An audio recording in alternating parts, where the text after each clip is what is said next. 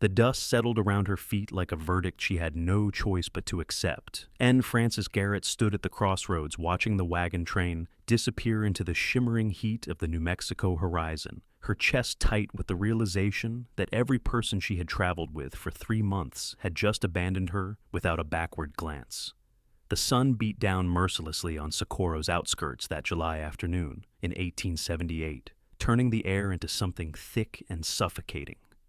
Frances pressed her palm against her ribs, feeling the sharp pain that had started 3 days ago when she had fallen from the wagon during a river crossing. The wagon master had been sympathetic at first, but when she could not keep pace this morning, when she had stumbled and needed to rest, he had made his calculations clear. They could not wait. They would not wait. The fort was still 2 weeks away, and he had contracts to fulfill. She had stood there pleading, watching her cousin Rebecca turn away, with tears streaming down her face, held back by her husband's firm grip. No one else had even met her eyes. The wagon train had simply rolled forward, leaving her standing at the junction where the main trail split, one path leading toward the force and settlements beyond, the other winding back toward the small town of Socorro they had passed through yesterday. Frances adjusted the small bundle of belongings they had at least allowed her to keep. A change of clothes, her mother's Bible, a canteen half full of water, and $43 she had sewn into the lining of her traveling coat. Not much to show for 22 years of living, but it was what she had. The pain in her side flared again, sharp enough to make her gasp, and she wondered if something inside her had broken during that fall. She had been too afraid to look, too afraid to ask for help beyond what the wagon train could spare. The sound of hoofbeats made her turn, one hand instinctively rising to shield her eyes from the glare. A lone rider approached from the direction of Socorro, sitting easy in the saddle despite the heat. As he drew closer, Frances could make out more details. He was tall, with broad shoulders and sun-darkened skin, wearing a dusty brown hat pulled low over his face. His horse was a sturdy sorrel mare that looked like she could run all day without complaint. The rider slowed as he approached the crossroads, his gaze taking in Frances standing there alone with her small bundle, then shifting to track the distant dust cloud of the departing wagon train. When he looked back at her, she could see his face properly for the first time. He was young, probably not much older than her own 22 years, with a strong jaw covered in a few days' worth of beard and dark eyes that held both wariness and something that might have been concern. "That your people leaving?" His voice was deep, with a slight drawl that marked him as someone who had spent time in Texas. Frances lifted her chin, determined not to show weakness to this stranger, even as her side screamed in protest at the movement. They had schedules to keep. The cowboy sat quiet for a moment, his hands resting easy on the saddle horn. He wore a gun belt slung low on his hips, and his clothes were worn but well maintained. A working man, then, someone who earned his living by the sweat of his labor. That is a polite way of saying they left you behind in the middle of nowhere. "I fell," Frances said, the words coming out more defensive than she intended. "I got hurt, and I was slowing them down." The wagon master made a practical decision. Practical. The cowboy repeated the word like it tasted bad. He dismounted in one smooth motion, leading his horse closer. Now that he stood before her, Frances could see he was even taller than she had thought, easily over 6 feet, with the lean, rangy build of someone who spent long days in the saddle. "Madam, leaving an injured woman alone at a crossroads 40 miles from the nearest real settlement is not practical. It is cowardly and cruel, and if I knew which wagon train that was, I would have words with their master." The vehemence in his voice startled her. Frances found herself taking a small step back and immediately regretted it when pain lanced through her side again. She must have made some sound because the cowboy's expression shifted instantly from anger to alarm. "You are hurt bad." It was not a question.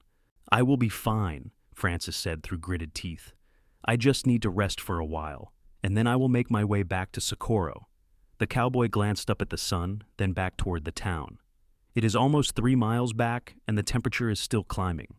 In your condition, you would be lucky to make it halfway before heat stroke, or that injury takes you down." He studied her face for a long moment, and Frances felt herself being assessed with the same careful attention she had seen her father use when evaluating horses.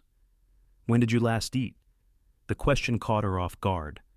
"This morning, some hardtack and jerky." "And water?" Frances glanced at her canteen. "I have some." That is not what I asked." The cowboy moved to his horse and untied his own canteen, larger and clearly full. He held it out to her. "Drink. Do not argue. Just drink." There was something in his tone that brooked no disagreement, a quiet authority that made Frances reach out and take the canteen without protest. The water was warm but clean, and she had not realized how thirsty she was until the first swallow hit her throat. She forced herself to drink slowly, mindful not to take too much, and handed it back after several long pulls. "Thank you," she said quietly. The cowboy nodded, hooking the canteen back onto his saddle. "My name is Owen Oakley. I work for the Double Creek Ranch about 15 miles north of Socorro. I was in town picking up supplies when I saw your wagon train pass through yesterday. I am heading back now." He paused, seeming to choose his words carefully. "You said you are hurt. How bad is it?" Frances wrapped an arm around her ribs instinctively. "I fell during a river crossing 3 days ago. I hit the side of the wagon on my way down. It hurts to breathe sometimes, and the pain gets worse when I move too much." Owen's expression darkened. "Could be cracked ribs. Could be worse. You need a doctor to look at you, and the closest thing Socorro has to a doctor is old Doc Martinez, who is half blind and usually drunk by noon. But he is better than nothing." He looked at her directly, his dark eyes serious. "Miss, I cannot in good conscience leave you out here. The way I see it, you have 2 choices. I can take you back to Socorro and help you find a place to stay while you heal up, or you can come with me to the Double Creek. The ranch owner's wife, Mrs. Chen, she has some medical training, patched me up more than once. Either way, you cannot stay here." Frances felt her throat tighten. This stranger was offering her help without asking for anything in return, and after the wagon train's abandonment, the simple kindness of it threatened to undo her completely. "I do not want to be a burden." "Then do not be." Owen's voice was matter of fact. "Make a choice and stick with it. But make it fast, because standing out here in this heat is not doing either of us any favors." She thought quickly, weighing her options. Socorro was a small town, barely more than a handful of buildings clustered around the old mission. She had no connections there, no one who knew her or had reason to help her. With her injury, finding work would be difficult, and $43 would not last long once she factored in food and lodging. The ranch, on the other hand, might offer opportunities. If this Mrs. Chen could help her heal, perhaps she could work off her debt, earn enough to continue her journey to California, where Rebecca's family would eventually arrive. "The ranch," she said finally. "If you are sure Mrs. Chen would not mind." Owen nodded, already moving toward his horse. "She would mind more if I left you out here. Can you ride?" "Yes, but I do not have a horse." "You will ride with me." He swung back into the saddle, then held out his hand to her. "It will not be comfortable with your ribs, but we will go slow. Give me your bundle first." Frances handed up her belongings, watching as Owen tied them securely behind his saddle. Then she reached up and grasped his outstretched hand. His grip was strong and calloused, and he lifted her up behind him with surprising ease, as if she weighed nothing at all. She settled onto the horse's back, acutely aware of how close she was to this stranger, how she had to wrap her arms around his waist to stay balanced. "Hold on tight," Owen said over his shoulder. "And if the pain gets too bad, you tell me. We will stop." He kept his word about going slow. The sorrel mare moved at an easy walk, her gait smooth enough that Frances could almost forget about her injury for minutes at a time. Almost. Every now and then, a misstep or a shift in position would send pain radiating through her side, and she would have to bite her lip to keep from crying out. Owen seemed to sense her discomfort even when she said nothing. He kept up a steady stream of conversation, his voice low and calm, clearly trying to distract her. He told her about the Double Creek Ranch, how it was owned by a man named Robert Chen, who had come out from San Francisco 10 years ago with his wife Lee May. They raised cattle primarily, but also kept horses in a small farm for their own use. There were about 20 hands who worked the ranch year-round, and Owen had been with them for 3 years now, ever since he had drifted up from Texas looking for work. "What brought you to New Mexico?" Frances asked, grateful for something to focus on besides the throbbing in her side. "Same thing that brings most people out here," Owen said. "Fresh start. Texas had too many memories, too many expectations. I wanted to make my own way, be my own man. The Double Creek gave me that chance." He paused. "What about you? Where were you headed before your wagon train decided you were expendable?" "California. My cousin Rebecca married a soldier stationed at Fort Collins. I was traveling with them, planning to find work in San Francisco or one of the other cities. Frances leaned her forehead against Owen's back, too tired to maintain proper distance anymore. My parents died of fever 2 years ago. Rebecca was the only family I had left. And she let her husband convince her to leave you behind. The bitterness in Owen's voice matched what Frances felt in her own heart, though she tried to be charitable.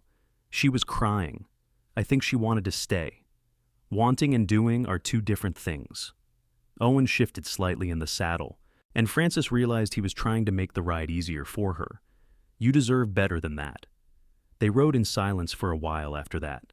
The sun beat down relentlessly, and Frances felt herself growing dizzy from the heat and pain. She must have swayed because Owen's hand suddenly came down to cover hers, where they were clasped around his waist. "Stay with me," he said firmly. "We are almost to the ranch turnoff, just a few more miles." Frances forced her eyes open, not even realizing she had closed them. "I am sorry. I am trying." "I know you are. You are doing fine." His thumb rubbed small circles on the back of her hand, the gesture surprisingly soothing. "Tell me something about yourself. Something good. A happy memory." She had to think about that for a minute. Happy memories felt far away right now, buried under the weight of loss and abandonment. But finally one surfaced. "When I was 12, my father taught me to shoot. We had an old rifle that had been his father's, and he said every person should know how to protect themselves and provide for their family. My mother thought it was scandalous, a girl handling guns, but Papa insisted. We would go out into the fields behind our house and practice for hours. I got pretty good at it." "Can you still shoot?" Owen asked. "I think so. It has been a while, but some things you do not forget. That is a useful skill out here. Mrs. Chen will appreciate that. She believes everyone on the ranch should be able to handle themselves." He pointed ahead. "See that fence line? That is Double Creek property. We will be at the main house in 20 minutes. Frances looked up and saw the fence he indicated, sturdy posts and wire stretching away in both directions. Beyond it, the land rolled in gentle hills dotted with cattle. In the distance, she could make out buildings clustered together, the largest sporting a second story and a wide porch. Smoke rose from one of the smaller structures, probably the cookhouse. As they approached, several ranch hands looked up from their work, its curiosity plain on their faces. Owen nodded to them, but did not stop, riding straight toward the main house. Before they even reached the porch, the front door opened and a small woman stepped out. She was Chinese, her black hair pulled back in a neat bun, wearing a simple blue dress with an apron tied around her waist. Her face was smooth and ageless, though Frances guessed she was probably in her late 30s or early 40s. "Owen." The woman's voice carried clear authority despite its softness. "Who is this?" Owen dismounted and immediately turned to help Frances down. She tried to keep her weight on her own feet, but her legs buckled the moment they touched the ground. Owen caught her easily, one arm around her waist, supporting her weight. "This is Miss Frances Garrett," he said. "Her wagon train left her behind at the Crossroads near Socorro. She is injured, fell during a river crossing a few days ago. Possible cracked ribs, maybe internal damage. She needs help, Mrs. Chen." Li Mei Chen descended the porch steps quickly, her sharp eyes taking in every detail of Frances's appearance. She reached out and gently pressed her fingers against Frances's side, and Frances could not suppress the gasp of pain that escaped her. "Inside," Mrs. Chen said immediately. "Owen, bring her to the guest room downstairs, carefully." She turned and called back toward the house. "Robert, I need hot water and clean cloths." The next hour passed in a blur of pain and exhaustion. Mrs. Chen examined Frances thoroughly, her hands gentle but thorough, as she probed the injured area. Frances had to remove her dress and corset, embarrassment warring with relief as the tight garment finally came off. The entire left side of her torso was a mass of purple and black bruises, and Mrs. Chen's expression grew more serious as she studied them. "3 cracked ribs," she announced finally. "You are lucky, half an inch different, and one of them might have punctured a lung. As it is, you will be in considerable pain for the next few weeks, and you need to rest. Complete rest, no heavy lifting, no excessive movement. I will bind your ribs to help them heal properly." "I can work," Frances said quickly. "Light work. I need to earn my keep. Mrs. Chen paused in her preparations, looking at Frances with an expression that was not unkind, but brooked no argument. Miss Garrett, you will rest, or you will end up with permanent damage. Those are your choices. As for earning your keep, we can discuss that when you are healed. For now, you are a guest in this house, and guests do not work. But I cannot just take your charity. It is not charity. Mrs. Chen began wrapping clean linen around Frances's ribs, firm, but not too tight. It is basic human decency, something your wagon train apparently knew nothing about. She finished the binding and helped Frances into a clean nightgown that appeared from somewhere. Owen did the right thing bringing you here. You will stay until you are healed, and then we will see about what comes next. No arguments. Frances felt tears prick her eyes again. First Owen's kindness, now this. It was almost too much to bear after the cruelty of being abandoned. "Thank you," she whispered. "Mrs." Chen's expression softened slightly. "Rest now. I will bring you some soup later. You need to rebuild your strength." She paused at the door. "Owen will want to know you are settled. That boy has a good heart, even if he pretends to be tougher than he is." After Mrs. Chen left, Frances lay back against the pillows, staring up at the ceiling. The room was simple but comfortable, with whitewashed walls and curtains that filtered the harsh afternoon light into something gentler. Through the open window, she could hear the sounds of ranch life continuing outside, men calling to each other, horses neighing, the lowing of cattle in the distance. She thought about Owen Oakley, the stranger who had stopped at a crossroads and changed the trajectory of her life. There had been no hesitation in him, no calculation of what helping her might cost him. He had simply seen someone in need and acted. Frances had known men all her life, but few like him. Her father had been kind but cautious, always weighing risks and benefits. The men on the wagon train had been the same, putting their own interests first. Owen was different. She had seen it in his eyes when he talked about her abandonment, heard it in his voice when he made sure she had water. He was angry on her behalf, protective of someone he had just met. It made her curious about him, about what had driven him from Texas to New Mexico, what memories and expectations he had been fleeing. A soft knock on the door interrupted her thoughts. "Miss Garrett, it is Owen. Mrs. Chen said I could check on you if you are decent." "Come in," Frances called, pulling the quilt up a bit higher. Owen entered, hat in hand, his hair flattened where the hat had been. He looked almost shy now, so different from the confident cowboy who had taken charge at the Crossroads. "I just wanted to make sure you were settled all right. Mrs. Chen can be a bit overwhelming when she is in doctor mode." Frances found herself smiling despite her exhaustion. "She was very kind and very clear about what I need to do to heal."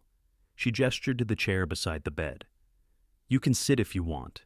You do not have to stand there like you are afraid I might break." Owen sat, setting his hat on his knee. "You already are broken a bit. Cracked ribs are nothing to take lightly. Mrs. Chen said I was lucky." "You were." Owen leaned back in the chair, studying her face. "You are also tough. A lot of people would have fallen apart out there at the Crossroads. You kept your head, made smart choices." "I did not feel smart. I felt terrified. Being scared and being smart are not mutually exclusive." Owen glanced toward the window. "I should let you rest. I just wanted you to know that you are safe here. The Hands are all good men, and the Chens run a tight operation. No one will bother you or make you feel unwelcome." "Owen." Frances waited until he looked at her. "Thank you, not just for bringing me here, but for stopping in the first place.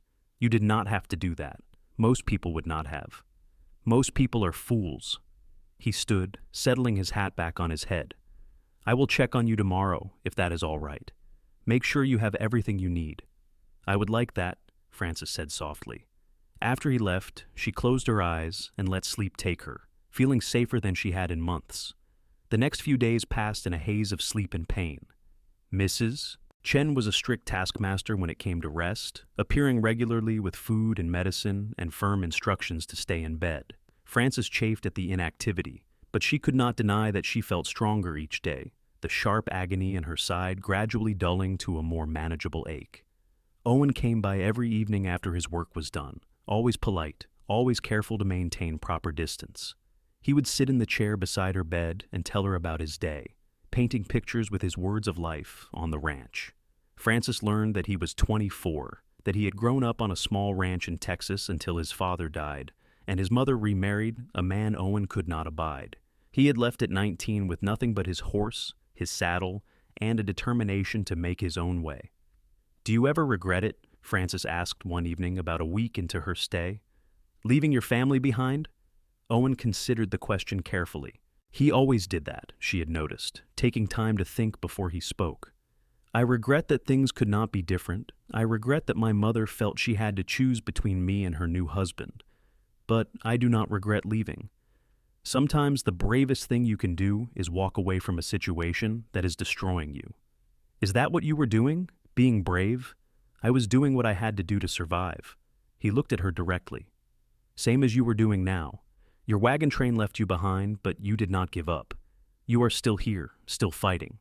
That takes courage." Frances felt warmth spread through her chest that had nothing to do with fever. "You have a way of making things sound better than they are. I just tell the truth as I see it." Owen stood, reaching for his hat. "Mrs. Chen says if you keep healing at this rate, she will let you start moving around a bit in a few days. Light activity, nothing strenuous." "I am going to go mad if I have to stay in this bed much longer," Frances admitted. "I am not used to being idle." "What did you do before you left for California?" "I worked in my father's store after he died. Kept the books, managed inventory, dealt with customers. It was not glamorous, but I was good at it." She paused. "I had to sell it to pay off his debts after he passed. That is part of why I was going to California. There was nothing left for me back home." Owen was quiet for a long moment. "Sounds like you have had a rough few years."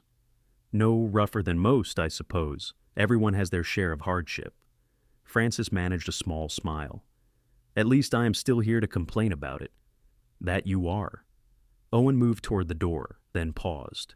"Frances, I am glad I stopped at that crossroads. Glad I met you." He was gone before she could respond, leaving her staring at the closed door with her heart beating faster than it should. There had been something in his voice, something in the way he said her name that made her think perhaps she was not the only one feeling this pull between them. 3 days later, Mrs. Chen finally gave Frances permission to leave her room. She was still supposed to take things easy, no lifting or stretching or anything that might strain her healing ribs, but she could walk around the house and even sit on the porch if she wanted. Frances nearly wept with relief. She dressed carefully in one of the simple dresses Mrs. Chen had provided, her own traveling clothes having been cleaned and mended, but stored away for now. The dress was a bit loose on her. She had lost weight during her recovery. But it was clean and comfortable, and Frances felt more human than she had in weeks as she made her way out to the front porch. The view took her breath away. From the porch, she could see the ranch spread out before her, the pastures dotted with cattle, the corrals where horses milled about, the various outbuildings that kept the operation running. Men moved with purposeful efficiency, going about their work with the ease of long practice. And in the middle of it all, she spotted Owen. He was in one of the corrals, working with a young horse that was clearly still green. She watched as he approached the animal with slow, patient movements, talking constantly in a low voice she could not quite hear from this distance. The horse shied away at first, but Owen did not force the issue. He simply waited, giving the animal time to adjust to his presence. "He is good with them," a voice said beside her, and Frances turned to find Robert Chen had joined her on the porch. He was a tall man, with kind eyes and an air of quiet competence. "The horses, I mean. Some men try to break them, beat the spirit out of them. Owen prefers to gentle them, earn their trust. Takes longer, but the results are better. He seems to have a lot of patience," Frances observed. "With animals, yes. With people, it depends." Robert smiled slightly. "But he has been checking on you every day, so I would say you rate pretty high in his estimation." Frances felt heat rise to her cheeks. "He is just being kind." "Owen is kind, that is true, but he does not go out of his way for just anyone." Robert leaned against the porch railing. "My wife tells me you worked in a store before you came out here. Managed the books?" "Yes, sir." "We could use someone with those skills. Our current bookkeeper is getting on in years, and his eyesight is not what it used to be. He makes mistakes, forgets entries. Nothing catastrophic yet, but it worries me." Robert looked at her thoughtfully. "Once you are fully healed, if you are interested, I would like to offer you a position, room and board, plus $40 a month to start. You would handle the ranch accounts, keep track of expenses and income, manage payroll. It would be light work, Nothing that would strain your injury. Frances stared at him, hardly believing what she was hearing. You want to hire me, but you do not even know if I am any good. Li Mei is an excellent judge of character, and she says you are trustworthy and intelligent. That is good enough for me. Besides, Owen vouches for you, and I trust his judgment. Robert straightened. You do not have to decide right now. Think about it. But the offer is there if you want it. I do not need to think about it, Frances said quickly. Yes, thank you, Mr. Chen. I accept. Good. We will get you started in a couple of weeks, once Mrs. Chen clears you for regular activity. He headed for the door, then paused. And Miss Garrett, welcome to the Double Creek. Frances sat on the porch for a long time after he left, watching the ranch operate around her. She had come to New Mexico expecting to pass through, a brief stop on her way to California, and whatever life awaited her there. Instead, she had been abandoned, injured, and rescued by a stranger who had no reason to help her beyond basic decency. Now, she had a job, a place to stay, and the possibility of building something new. It was not what she had planned, but maybe that was all right. Maybe sometimes the best things in life were the ones you never saw coming. Owen looked up from the corral and spotted her on the porch. Even from this distance, she could see his smile, bright and genuine. He raised one hand in greeting, and Frances waved back, feeling something warm and hopeful unfurl in her chest. Maybe, just maybe, being left behind at that crossroads had not been the end of her journey. Maybe it had been the beginning. The days turned into weeks, and Frances grew stronger. Mrs. Chen's treatments and firm insistence on proper rest paid off, and by early August, Frances was moving around with only occasional twinges of pain. She started working with the elderly bookkeeper, a man named Samuel, who was grateful for the help, and patient in teaching her the specific needs of ranch accounting. The work was more complex than what she had done in her father's store, but Frances took to it quickly. She liked the challenge of tracking multiple operations simultaneously, of finding ways to streamline systems and catch errors before they became problems. Within 2 weeks, she had reorganized the entire filing system and caught 3 significant mistakes in the previous quarter's accounts.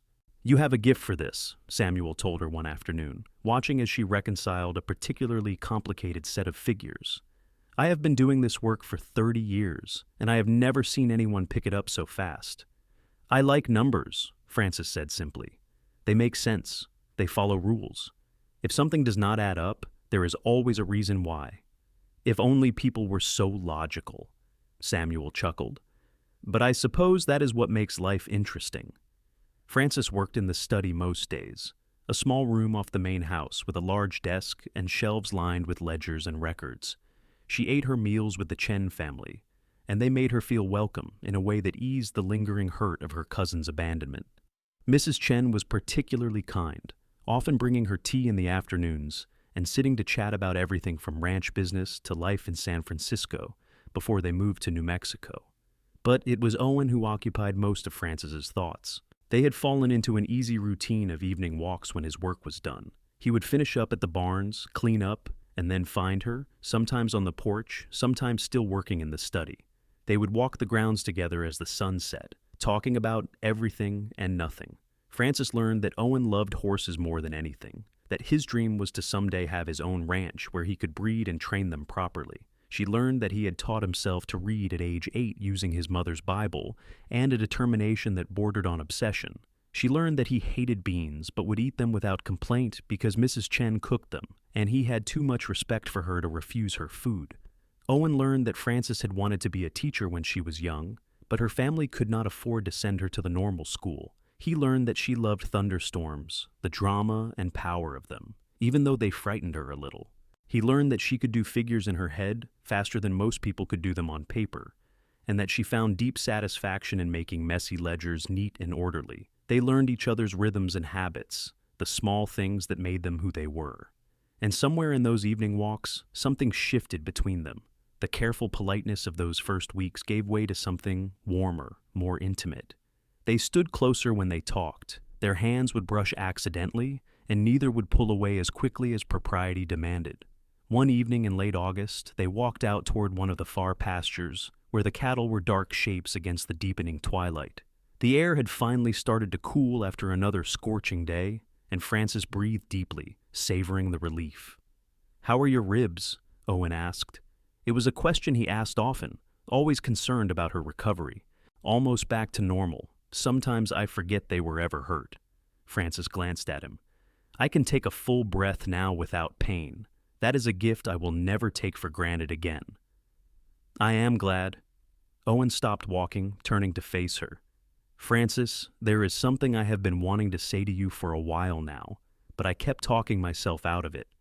Her heart started beating faster. "What is it?" "When I stopped at that crossroads and saw you standing there, I had no idea how much you were going to change my life." He took off his hat, worrying the brim between his hands. "I thought I was just helping someone in trouble. I thought I would bring you here, make sure you were cared for, and that would be the end of it. But it was not the end. It was the beginning of something I did not expect." "Owen, let me finish." He took a breath. "These past few weeks, getting to know you, spending time with you, it has been the best part of my days. You are smart and strong and brave, and you do not take any nonsense from anyone. You make me laugh, you make me think, and somewhere along the way, I stopped just being glad I met you and started feeling something a whole lot more serious." Francis felt like she could not catch her breath, and this time, it had nothing to do with her ribs. "Are you saying what I think you are saying?" "I am saying I have feelings for you, Francis Garrett, deep feelings. The kind that keep me up at night and make me look for you first thing every morning." He stepped closer. "I am saying I want to court you properly if you would let me. I know I am just a ranch hand with not much to my name, and you deserve someone with better prospects. But I work hard, and I am honest, and I would do everything in my power to make you happy." "Owen." Francis reached out and took his hand, feeling the calluses on his palm, the strength in his fingers as they closed around hers. "You are not just anything. You are the man who stopped when everyone else kept going. You are the man who saw me when I was invisible to everyone else. You chose my path and walked it with me when you could have just ridden on by." "So, is that a yes?" "That is a yes." Francis smiled, feeling tears prick her eyes, but these were good tears, happy tears. "I have feelings for you too. I have for weeks now. I just did not know if you felt the same way." Owen laughed, the sound full of relief and joy. "How could I not? Francis, you are everything I did not know I was looking for." He raised their joined hands and pressed a kiss to her knuckles, gentle and reverent. It was a small gesture, but it made Francis's breath catch all the same. There was promise in that kiss, a hint of all the possibilities that lay ahead of them. "We should probably head back," Owen said reluctantly. "It is getting late, and I do not want Mrs. Chen thinking I am compromising your reputation by keeping you out here after dark." "Mrs. Chen is far too practical to worry about reputations," Francis said, but she turned back toward the house anyway, still holding Owen's hand. "But you were right. We should go back." They walked together in comfortable silence, their hands linked, and Francis felt a contentment she had not experienced in years. Her life had been turned upside down, all her plans derailed by injury and abandonment. But standing here with Owen, feeling the warmth of his hand in hers, she realized that maybe getting left behind had been the best thing that could have happened to her. Sometimes you had to lose your way to find where you truly belonged. The courtship that followed was sweet and unhurried. Owen took his responsibilities seriously, asking Robert Chen's permission before officially courting Francis, bringing her small gifts he made or found, always treating her with a respect that made her feel valued beyond measure. He carved her a small wooden horse, perfectly detailed, and presented it to her one evening with an embarrassed explanation that he had taken up whittling to keep his hands busy during the long winter evenings. Francis treasured it, keeping it on her desk where she could see it while she worked. It became a reminder of Owen's thoughtfulness, his patience, the way he put care into everything he did. They spent their evenings together whenever possible, sometimes walking, sometimes sitting on the porch talking until the stars came out.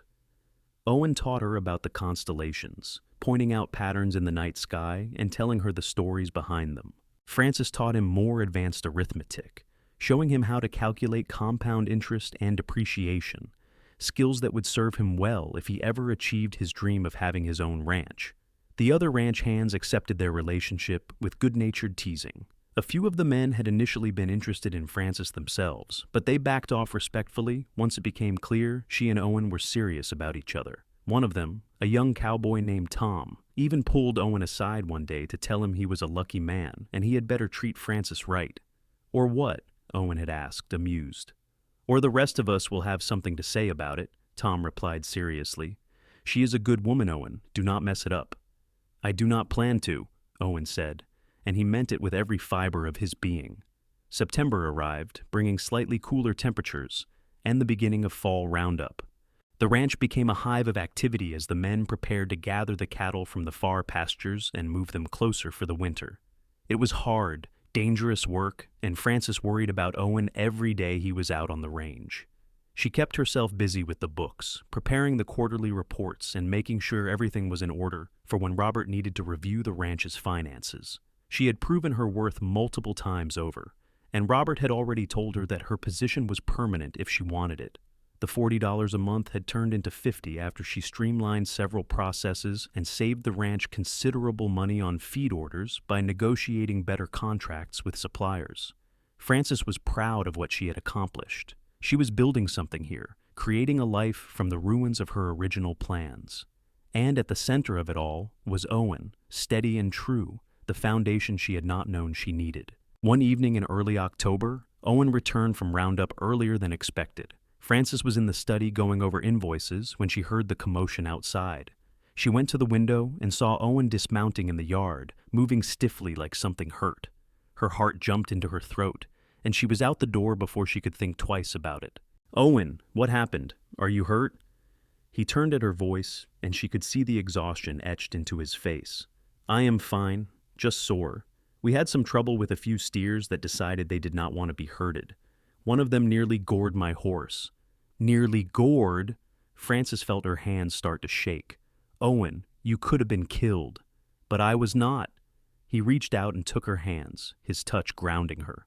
"I am right here, safe and whole. It is part of the job, Frances. These things happen. That does not make me worry less." She looked up at him, seeing the dirt and sweat on his face, the small cuts and bruises that marked his hands and arms. "You need to get cleaned up. And you need to eat something. Have you eaten today?" "Some jerky this morning." "That is not enough." Frances tugged him toward the house. "Come on. I will get Mrs. Chen to make you a proper meal while you wash up." Owen let her pull him along, a small smile playing at his lips. "Are you taking care of me now?" "Someone has to. You clearly are not doing a good job of it yourself." Mrs. Chen fussed over Owen just as much as Frances did, preparing a substantial meal and insisting he eat every bite. Frances sat with him while he ate, trying not to stare but unable to help herself. The fear she had felt when she saw him moving so stiffly had been visceral, immediate. The thought of something happening to him, of losing him before they had even really begun, was unbearable. "Stop looking at me like that," Owen said quietly, setting down his fork. "Like what?" "Like you are afraid I am going to disappear." He reached across the table and covered her hand with his. "I am not going anywhere, Frances. I promise you that." "You cannot promise that. Not with the work you do. Anything could happen." "Anything could happen to anyone at any time." Owen's thumb traced circles on the back of her hand. "We could spend our lives being afraid of what might happen, or we could just live and be grateful for what we have right now. I know which one I prefer." Frances took a shaky breath. "When did you get so wise?" "I am not wise. I am just a man who has already lost too much time to fear and regret." He stood, pulling her up with him. "Come outside with me for a minute." They went out to the porch, where the evening was cool and clear. Owen led her to the railing and stood beside her, both of them looking out over the ranch. After a moment, he spoke. "I left Texas because I was afraid of becoming like my stepfather, afraid of turning into someone angry and small. I have spent 5 years running from that fear, trying to prove I am better than where I came from." He turned to face her. "But with you, I am not afraid anymore. You make me want to stop running and start building. You make me want to be the kind of man who deserves you." "Owen, you already are that man." "Then marry me." The words came out in a rush, like he had been holding them back for a long time. "I know it is fast, and I know I should probably wait and do this properly with a ring and everything, but I do not want to wait. I love you, Francis. I have loved you since the day I found you at that crossroads, standing tall even when you had every reason to fall apart. Marry me, and let me spend the rest of my life making sure you never feel abandoned again." Francis felt tears streaming down her face, and she did not bother to wipe them away. "Yes, yes, I will marry you, Owen Oakley." He pulled her into his arms, mindful of her still healing ribs, and kissed her for the first time. It was gentle and sweet and full of promise, a beginning and a commitment all at once. When they finally pulled apart, both of them were smiling so wide it almost hurt. "I should ask Mr. Chen's permission," Owen said, suddenly remembering propriety. "And I need to get you a ring, and we should probably have a proper engagement before we get married." "We will do all of that," Francis assured him. "But right now, I just want to stand here with you and be happy." So they did. They stood on the porch holding each other as the stars came out one by one, making plans and dreaming dreams. Two people who had been lost and alone, finding their way together. Robert and Lee Mei Chen were delighted by the engagement, offering their congratulations and their blessing without hesitation. Mrs. Chen immediately began planning a wedding, insisting that they would hold it at the ranch with all the hands and nearby neighbors invited. Francis tried to protest that it was too much trouble, but Mrs. Chen waved off her concerns. "You are family now," she said firmly. "Both of you, and family celebrates important moments together." Owen took Francis into Socorro the following week to buy a ring. The town's general store had a small selection of jewelry, nothing fancy but serviceable. Francis chose a simple gold band with a tiny diamond, and Owen spent nearly a month's wages to buy it for her. She scolded him for being extravagant, but he just smiled and slipped the ring onto her finger. "You are worth every penny and more," he said, and the sincerity in his voice made her stop arguing. They set the wedding date for early November, giving them enough time to make proper arrangements without waiting so long that they drove themselves crazy with anticipation. Francis wrote to her cousin Rebecca, informing her of the engagement and her new life in New Mexico. She was not sure if Rebecca would respond, and part of her did not care anymore. She had found a new family here, people who valued her and would not abandon her when things got difficult. To her surprise, Rebecca did write back. The letter was full of apologies and explanations, Rebecca's guilt pouring out onto the page in shaky handwriting. She was so sorry for leaving Francis behind, she wrote. She had tried to convince her husband to wait, but he had insisted they keep moving. She had cried for days afterward, wondering if Francis had survived, if she had found help, or died alone in the desert. Francis read the letter twice, feeling a complex mix of emotions. Part of her wanted to stay angry, to hold on to the hurt of that abandonment, but another part, the part that had been shaped by Owen's kindness and the Chen's generosity, wanted to forgive. Not because Rebecca deserved it, but because holding on to anger would only hurt Francis herself in the long run. She wrote back a shorter letter that acknowledged Rebecca's apology, but made it clear that things between them had changed irrevocably. Francis told her about Owen, about the ranch, about the life she was building. She invited Rebecca and her husband to the wedding, though she was fairly certain they would not come. Fort Collins was too far away, and Rebecca's husband would never make the journey for someone he had left behind without a second thought. But the offer was there, and that felt important. It felt like Francis reclaiming her own narrative, showing that she had not just survived being abandoned, but had thrived because of it. The weeks leading up to the wedding flew by in a flurry of activity. Mrs. Chen recruited several of the ranch hands' wives to help with preparations, and suddenly, Francis found herself at the center of a community she had not even known existed. These women welcomed her with open arms, sharing stories and advice about marriage and ranch life, teaching her the skills she would need to run a household in this harsh but beautiful land.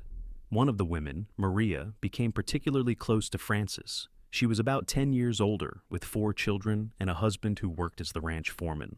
She had a practical wisdom that Francis appreciated and a sense of humor that made even the most tedious wedding preparations fun. "You are lucky," Maria told her one afternoon as they worked on altering a dress that would serve as Francis's wedding gown. "Owen is a good man. He works hard, he does not drink too much, and he treats people with respect. Those qualities are rarer than they should be." "I know I am lucky," Francis said softly. "Sometimes I still cannot believe this is real, that I went from being abandoned at a crossroads to getting married to a man I love.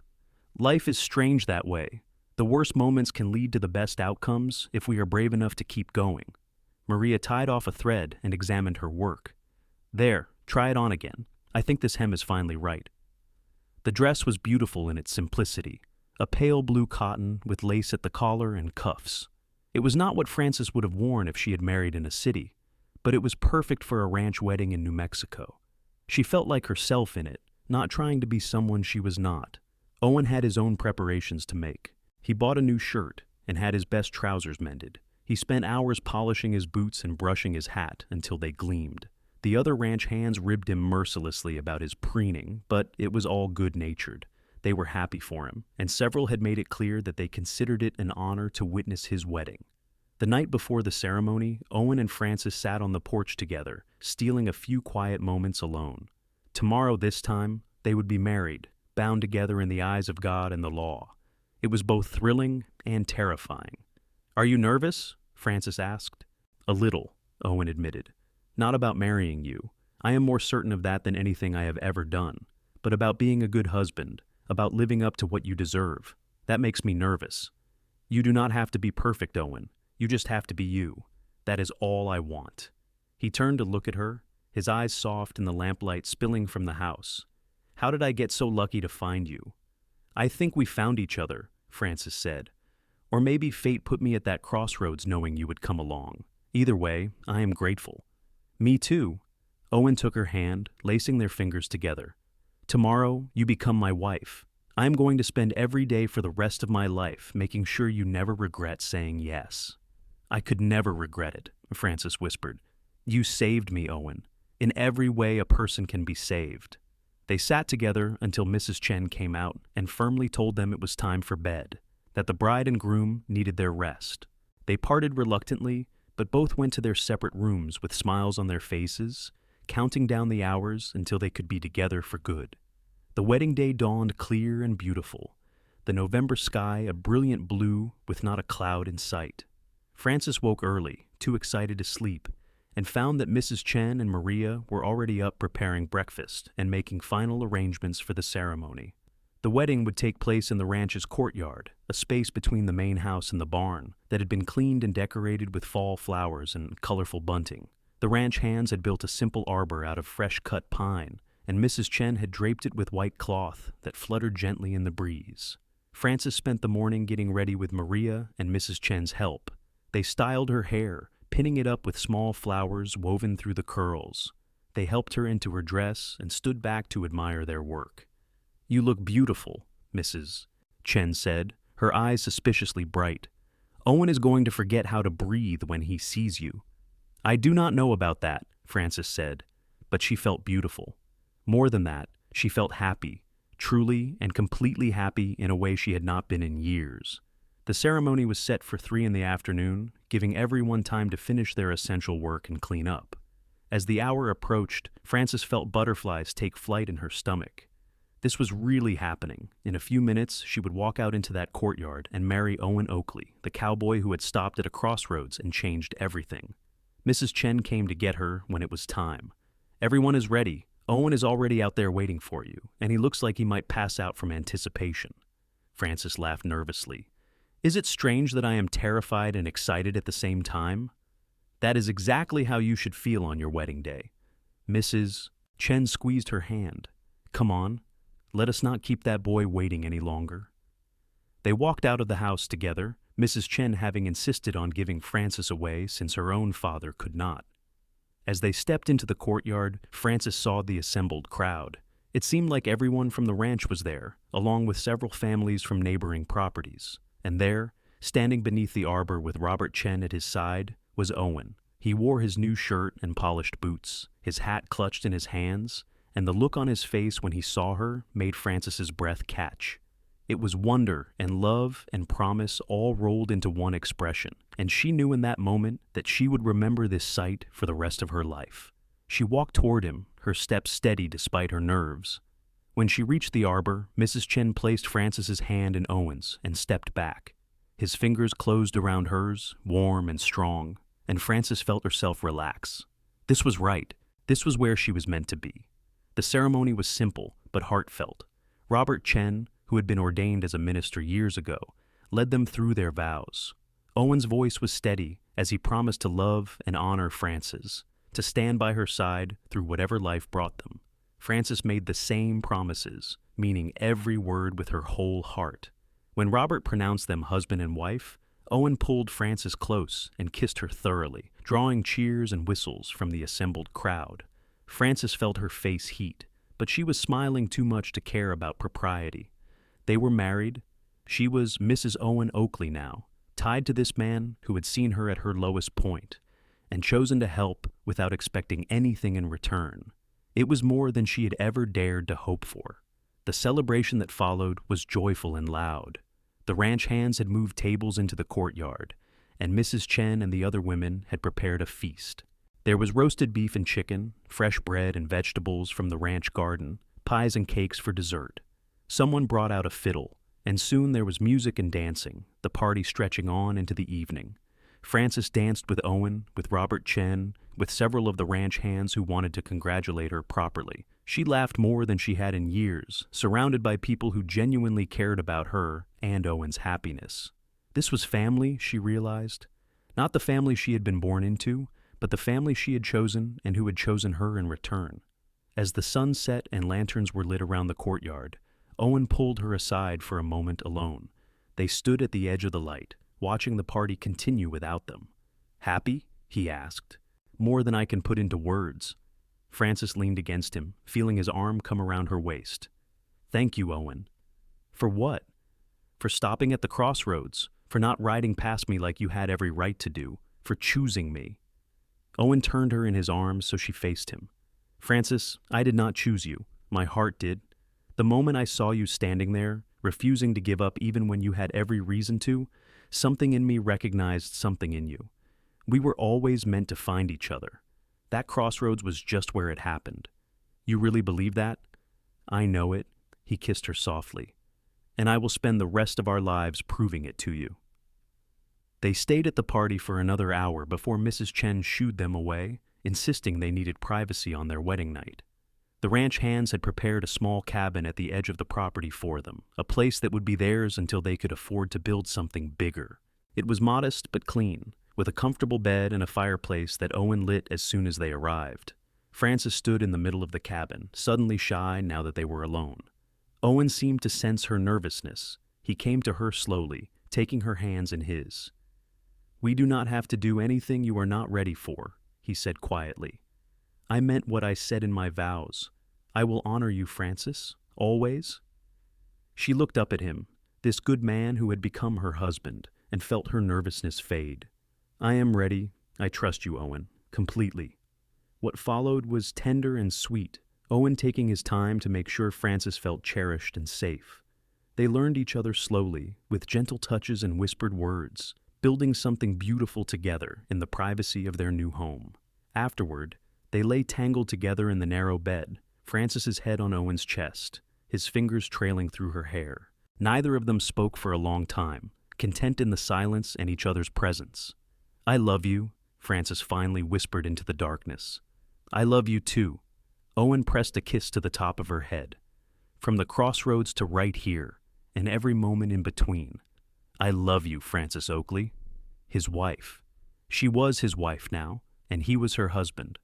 They had built something from nothing, taken the scraps of their broken lives and woven them into something whole and beautiful. Outside, the ranch settled into sleep around them, and Frances closed her eyes, feeling safer and more at home than she ever had before. Tomorrow would bring new challenges, new adventures, but tonight, wrapped in Owen's arms, she was simply grateful. Grateful for crossroads and strangers who stopped to help. Grateful for second chances and new beginnings. Grateful for love found in the most unexpected places. The months that followed their wedding were some of the happiest of Frances's life. She and Owen settled into their cabin, making it truly theirs with small touches and shared effort. Owen built her shelves for her books and a larger desk where she could work on the ranch accounts from home. Frances sewed curtains and made their bed comfortable with quilts she bought in Socorro. They fell into a rhythm of married life that felt natural and right. Owen would rise early to start his work with the horses and cattle, while Frances would take care of their home before heading to the main house to manage the books. They would meet for meals when possible, and every evening they spent together, talking about their days and making plans for their future. Owen was saving money with a single-minded determination. Every spare dollar went into a tin box he kept hidden beneath a floorboard in their cabin. He wanted his own ranch someday, a place where he could breed and train horses the way he believed they should be handled. Frances supported this dream wholeheartedly, adding her own savings to the box whenever she could spare something from her salary. "At this rate, we might be able to buy some land in a couple of years," Owen said one evening in January, counting their savings by lamplight. "Nothing big, just enough to start small, maybe 40 or 50 acres. "We could look near Socorro," Frances suggested. "Stay close to the Chens. They have been so good to us." "I would like that." Owen returned the money to its hiding place and came to sit beside her. "Have I told you lately how proud I am of you?" Frances looked up from the mending in her lap. "Proud? Why?" "Because you took a terrible situation and turned it into something good. You could have given up when that wagon train left you behind. You could have become bitter and angry. Instead, you kept going, and now look at you. You are the best bookkeeper the Double Creek has ever had. You have saved Robert thousands of dollars with your efficiency. You have built a life here." "We built a life here," Frances corrected. "I could not have done any of this without you." "That goes both ways." Owen took her hand, his thumb tracing the simple wedding band she wore. "We are a team, you and me. Whatever comes, we face it together." In February, Frances missed her monthly courses. At first, she thought it was just stress or perhaps the change in seasons affecting her body. But when she missed a second month and began feeling queasy in the mornings, she knew. She was pregnant. The realization filled her with a mix of emotions. Joy, certainly, but also fear. She was going to be a mother, responsible for another life. What if she was not good enough? What if something went wrong? Her own mother had lost 2 babies before Frances was born, and the memories of her mother's grief during those times haunted her now. She waited until she was certain before telling Owen, not wanting to worry him unnecessarily. But on a warm evening in early March, as they sat together watching the sunset, she finally gathered her courage. "Owen, I have something to tell you." He turned to look at her, immediately picking up on her serious tone. "What is it? Are you all right?" "I am fine. Better than fine, actually." She took his hand and placed it on her still flat stomach. "We are going to have a baby. Sometime in October, I think." Owen stared at her, his expression cycling through shock, disbelief, and finally pure joy. "A baby? Are you sure?" "As sure as I can be without seeing a doctor. All the signs are there." "A baby." Owen said it again, like he was testing the word. Then he pulled her into his arms, holding her tight but careful, like she might break. "Frances, that is wonderful. That is the best news I have ever heard." "You are not worried?" "About what?" "About anything, everything, how we will afford it, whether I will be a good mother, whether something might go wrong." Frances felt tears prick her eyes. "I am terrified, Owen." "Hey, look at me." He pulled back just enough to cup her face in his hands. "You are going to be an amazing mother. I have no doubts about that. And as for affording it, we will figure it out. We always do. And nothing is going to go wrong because we will make sure you get the best care possible." "You promise?" "I promise." He kissed her gently. "We are having a baby, Frances. A little person who is half you and half me. How could I be anything but thrilled about that?"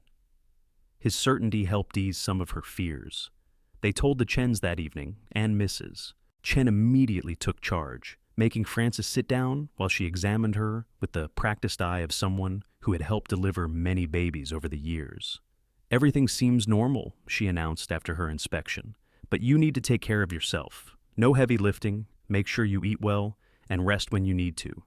I will keep an eye on you throughout the pregnancy." "Thank you," Frances said gratefully.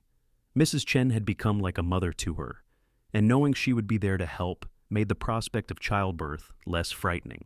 The news spread through the ranch quickly, and soon Frances found herself the recipient of advice from every woman who had ever had a baby. Some of it was helpful, much of it was contradictory, and all of it was given with genuine care and concern. The ranch hands, for their part, became almost comically protective of her, rushing to help if she so much as looked at something heavy. "I am pregnant, not fragile. she protested one day when 3 different men tried to carry her basket of laundry. "Better safe than sorry," one of them replied. "Owen would have our hides if anything happened to you or the baby." Owen was indeed protective, but in a way that felt caring rather than smothering. He made sure she had everything she needed, took on extra chores around their cabin so she could rest, and talked to her growing stomach every night before bed, telling their unborn child stories and making promises about the life they would have. Frances fell more in love with him every day, watching him prepare for fatherhood with the same dedication he brought to everything else. He built a cradle, carving intricate designs into the wood during the long evenings. He asked Mrs. Chen endless questions about what babies needed, taking notes like he was studying for an examination. "You are going to be a wonderful father," Frances told him one night, watching him sand the cradle smooth. "I hope so. I did not have the best example growing up. My real father died when I was young, and my stepfather was not interested in being a parent." Owen looked up from his work. "I want to do better. I want our children to know they are loved and valued every single day." "They will," Frances assured him. "How could they not with you as their father?" As spring turned to summer and Frances's belly grew round with their child, they continued to save money and plan for the future. Owen had approached Robert about buying a piece of land adjacent to the Double Creek, about 60 acres that was currently unused. Robert, who had grown fond of both Owen and Frances, agreed to sell it to them at a price they could afford, with the option to pay it off over time. "Consider it an investment," Robert told them. "You are good people, and I would rather have you as neighbors than strangers. Plus, this way we can continue to work together. You can focus on horses, supply some of our needs, and build your own operation at the same time." It was more generosity than they had any right to expect, and both Owen and Frances were overwhelmed with gratitude. They signed the papers in June, becoming landowners for the first time. It was only 60 acres, a tiny fraction of what the Double Creek encompassed, but it was theirs. Owen spent every spare moment on their new property, planning where to build a house, where to put corrals and a barn. Frances went with him when she could, though the heat of summer made the rides increasingly uncomfortable as her pregnancy progressed. But she loved seeing Owen's dream take shape, loved watching him walk their land with pride and purpose. "This is where our children will grow up," he said one evening, standing on a slight rise that overlooked their property. "This is what we will build for them, a place where they are safe and loved and free to become whoever they want to be." Frances stood beside him, one hand on her swollen belly, and felt their baby kick as if in agreement. "It is perfect," she said softly. "Not yet, but it will be." In August, Owen began building their house. Several of the ranch hands volunteered to help, and what started as Owen's solo project became a community effort. The men worked on weekends and evenings, slowly raising walls and putting on a roof. It was not a large house, just 4 rooms to start, but it was solidly built and positioned to take advantage of the breeze in summer and the sun in winter. Frances watched the house take shape with wonder. It seemed impossible that less than a year and a half ago she had been abandoned at a crossroads with nothing but a small bundle and uncertain prospects. Now she had a husband she loved, a baby on the way, and a home being built by people who cared about her and Owen's future. "How did we get here?" she asked Owen one night, lying in bed with his hand on her belly, feeling their baby move beneath his palm. "We walked the path together," Owen said simply. "One step at a time, figuring things out as we went. That is all anyone can do. I am glad you walked it with me. There is nowhere else I would rather be." In early October, right on schedule, Frances went into labor. Mrs. Chen and Maria were with her immediately, sending Owen out to pace and worry with the other men, while they helped Frances through the difficult work of bringing a child into the world. It was long and painful and frightening, but every time Frances thought she could not endure another moment, she remembered Owen waiting outside, remembered the life they had built together, and found strength she did not know she possessed. After 14 hours, as the sun rose on a cool autumn morning, Frances heard the cry of her child for the first time. Mrs. Chen wrapped the baby in a clean cloth and placed the tiny, squirming bundle in Frances's arms. "You have a son," she said, smiling. "A healthy, strong boy." Frances looked down at her baby's red, wrinkled face and felt love crash over her like a wave. He was perfect. 10 tiny fingers, 10 tiny toes, a shock of dark hair that reminded her of Owen. He was real and here and hers. "Can I bring Owen in?" Maria asked. "Please," Frances said, unable to take her eyes off her son. Owen burst through the door moments later, looking terrified and hopeful all at once. He stopped short when he saw Frances holding the baby, his eyes going wide. "Is that your son?" Frances said softly. "Come meet him." Owen approached slowly, like he was afraid he might be dreaming. He sat on the edge of the bed and looked down at the baby in Frances's arms, his expression full of wonder. "He is so small," Owen whispered. "He will grow." Frances shifted the baby carefully, angling him so Owen could see his face better. "Do you want to hold him?" Owen looked terrified at the prospect, but he nodded. Frances showed him how to support the baby's head and carefully transferred their son into his arms. Owen held the baby like he was made of glass, staring down at him with tears streaming unashamedly down his face. "Hello, little one," he said softly. "I am your papa. I have been waiting to meet you." The baby's eyes opened, unfocused but searching, and Owen let out a sound that was half laugh, half sob. "He is perfect, Frances. Absolutely perfect." "He is ours," Frances said, feeling tears on her own cheeks now. "We made him." They sat together on the bed, the three of them, a family complete. Mrs. Chen and Maria slipped out quietly, leaving them alone for this first precious moment of being parents. "What should we name him?" Owen asked after a while. They had discussed names before, but nothing had felt quite right. Now, looking at their son, Frances knew exactly what his name should be. "James," she said, "after your father, James Oakley." Owen looked at her, his eyes shining. "Are you sure?" "I am sure. Your father would have been proud to know he has a grandson, proud of the man you have become. It feels right to honor him this way." "James Oakley?" Owen tested the name, then smiled. "I like it. What do you think, little man? Do you like your name?" Baby James yawned hugely, unimpressed by the adult's sentimentality, and both Owen and Frances laughed. It felt good to laugh, to share this moment of pure joy. Over the next few weeks, they settled into the rhythm of life with a newborn. It was exhausting and overwhelming and wonderful all at once. James was a good baby, crying mostly when he was hungry or needed changing, sleeping in stretches long enough that Frances could rest between feedings. Owen was a devoted father from the start. He changed diapers without complaint, walked James around the cabin when he was fussy, sang to him in a surprisingly good voice. Frances would sometimes wake in the middle of the night to find Owen sitting by the cradle he had made, watching their son sleep with an expression of contentment on his face. "What are you doing?" she asked one such night. "Just looking at him," Owen said softly. "Making sure he is real. Sometimes I still cannot believe we made something this perfect." Frances joined him, and they stood together watching their son sleep, hands linked, hearts full. In November, they moved into the new house. It was not completely finished. There was still work to be done on the interior, details to add and refinements to make, but the structure was sound and the roof did not leak, and that was enough. They celebrated their first wedding anniversary in their own home, on their own land, with their son sleeping peacefully in his cradle. "1 year ago today I married you," Owen said, pulling Frances close. "Best decision I ever made." "Second best," Frances corrected with a smile. "The first was stopping at that Crossroads." "Fair point." Owen kissed her forehead. "Thank you, Frances, for saying yes, for believing in me, for giving me James, for everything." "Thank you for choosing my path and walking it with me," Frances replied, "for not leaving me behind when you could have, for building this life with me." They stood in the middle of their new home, holding each other while their son slept, and Frances felt a sense of belonging so profound it brought tears to her eyes. This was where she was meant to be.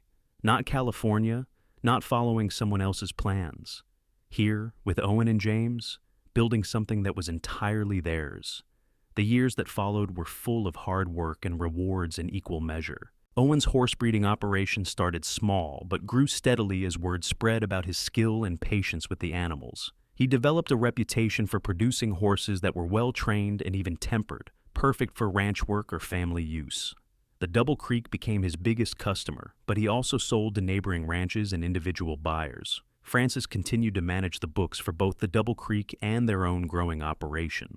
She found she had a talent for business strategy, helping Owen make decisions about which horses to keep for breeding, when to sell, how to price their services. Together, they made a formidable team, their different strengths complementing each other perfectly. James grew from a baby into a bright, curious toddler with his father's dark eyes and his mother's quick mind. He learned to walk, holding onto the corral fence, watching his father work with the horses. His first word was horse, which made Owen prouder than any ribbon or award could have. When James was 2, Frances discovered she was pregnant again. This time the news came with less fear and more excitement. They knew what to expect now, felt prepared to welcome another child into their family. Their daughter was born in the spring, a small, fierce creature with blonde hair like Frances's, and a cry that could wake the dead. They named her Eleanor, after Frances's mother, and she completed their family in a way none of them had known was missing. James was a devoted big brother from the start, wanting to help with everything from feeding to changing to singing her to sleep. Owen built an addition onto their house, adding 2 more bedrooms and a larger kitchen. The ranch grew too, expanding to over 100 acres as they were able to buy more land from Robert, who was getting older and looking to reduce his own operation.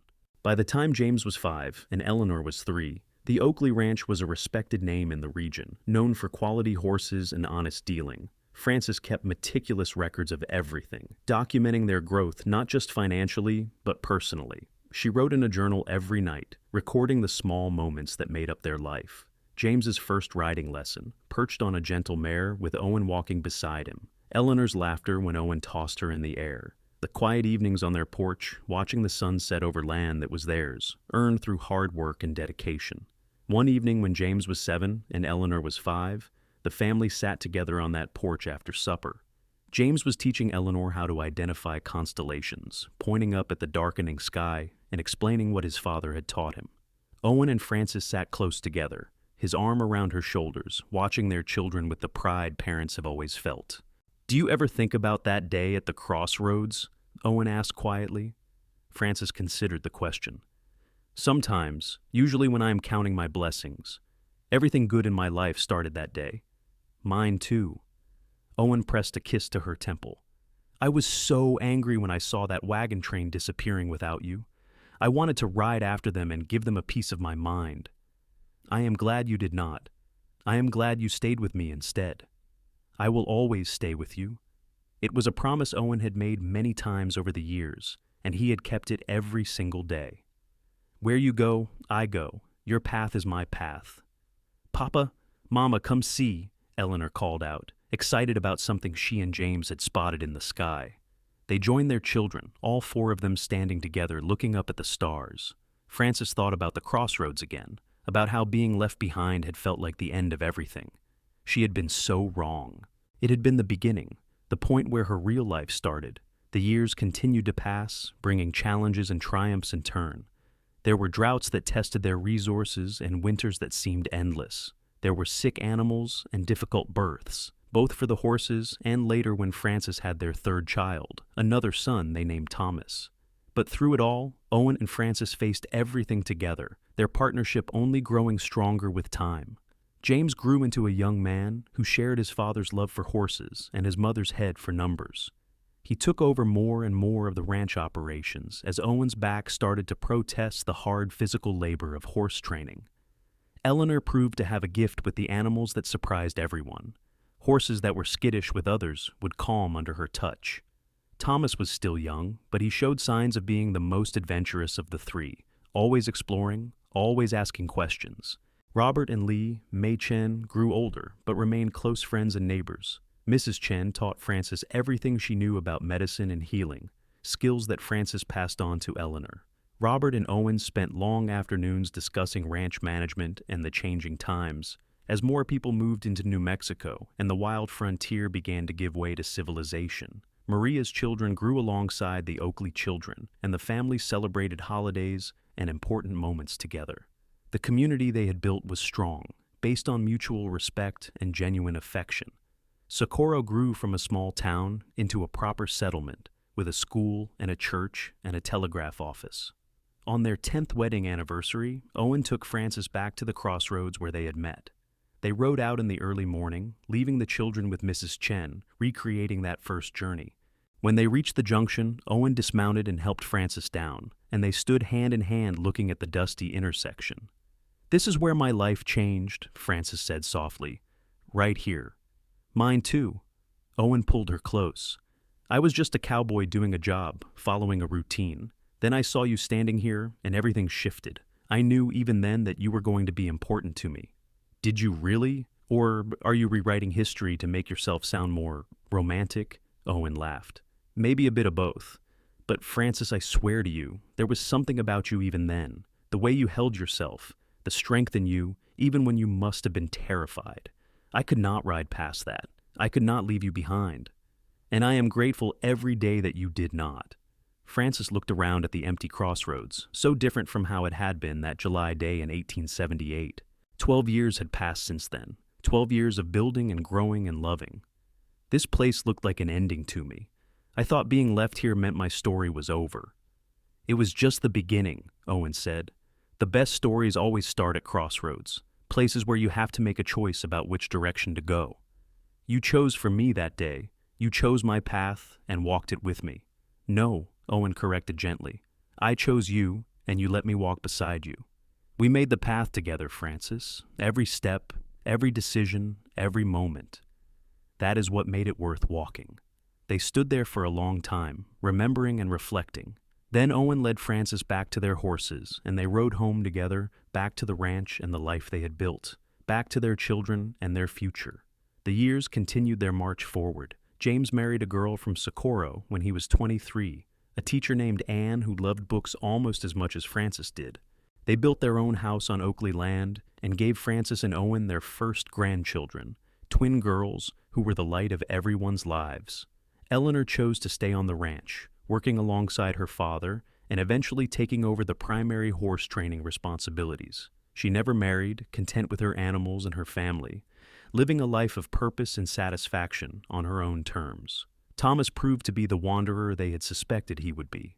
He left at 18 to see the world, sending letters from Denver, San Francisco, even as far as Chicago. But he always came home eventually, bringing stories and gifts and the restless energy that marked him as someone who needed to experience everything life had to offer. Owen's hair went gray at the temples, and Frances found silver threads in her own blonde hair. The hard work of ranching took its toll on Owen's body, and eventually he had to step back from the most physical labor, though he still oversaw the operation and worked with the horses he loved. Frances took over more of the business side, proving to be as sharp at 60 as she had been at 22. They grew old together, their love deepening and maturing like fine wine. They knew each other's rhythms so well they could communicate without words, could finish each other's sentences, could sense each other's moods from across a room. The passion of their youth had mellowed into something richer and more profound, a love built on decades of shared experience and unwavering commitment. One evening, when they were both in their late 60s and the ranch was thriving under James and Eleanor's management, they sat on their porch watching the sunset. It was a ritual they had performed thousands of times, but it never got old. The New Mexico sky put on a show for them, painting itself in shades of orange and pink and purple. "Do you ever regret it?" Owen asked suddenly. "Staying here instead of going to California like you planned?" Frances looked at him in surprise. "Not even for a moment." "Why would you ask that?" "Just wondering if you ever think about what might have been, the life you could have had if that wagon train had not left you behind." "I think about it sometimes," Frances admitted, "but not with regret, more like curiosity. I wonder what would have happened if things had gone differently. But then I look at what I have here, everything we built together, and I know without a doubt that this is the life I was meant to live. Even though it started with betrayal, with being abandoned, especially because of that." Frances took his hand, their fingers intertwining automatically after so many years of the gesture. "If I had made it to California, I would have been just another woman looking for work in a big city. I probably would have found a job, maybe eventually married someone respectable, but I never would have had this life, this love, these children and grandchildren. I never would have known what it was like to build something from nothing with someone who saw me as an equal partner. You never would have met a stubborn cowboy who could not ride past a woman in trouble," Owen added with a slight smile. "That too." Frances leaned her head on his shoulder. "You changed my life, Owen Oakley. You saved it, and then you made it worth living." "We saved each other," Owen said softly. "I was just drifting before I met you, working hard but without real purpose. You gave me something to work toward, someone to build a future with. You made me want to be better, to do better." They sat in comfortable silence as the sky darkened and the first stars appeared. Somewhere in the house behind them, they could hear Eleanor moving around, preparing supper. From the direction of James's house came the sound of children playing, their grandchildren making the most of the last light of day. "We did good," Frances said finally, "with all of it. The ranch, the children, this life. We did good, Owen. We did." Owen pressed a kiss to the top of her head. "And we are not done yet. Still have some years left in us." "What are you planning to do with those years?" "Same thing I have been doing for the past 40-plus years. Loving you, working the land, watching our family grow. What else is there?" Frances smiled, thinking about how simple and how profound that statement was. What else was there indeed? They had everything that mattered. They had built a legacy that would outlast them, raised children who were good people, created a home that was full of love and laughter. All because Owen had stopped at a crossroads one hot July day and chose to help a stranger. All because Frances had been brave enough to trust him, to let him walk her path with her. All because two broken people had found each other and decided to build something new together. As full darkness fell and Eleanor called them in for supper, Owen helped Frances to her feet. They moved slower now than they had in their youth, but they moved together, still partners in everything, still choosing each other every single day. "I love you," Frances said as they walked into the house. "I love you too," Owen replied, "from the crossroads to right here, and every step in between." It was a refrain they had repeated countless times over the decades, a reminder of where they started and how far they had come. And every time Frances heard it, she felt the same warmth, the same gratitude, the same absolute certainty that being left behind at that crossroads had been the greatest gift she had ever received, because it had led her to Owen, and Owen had led her home,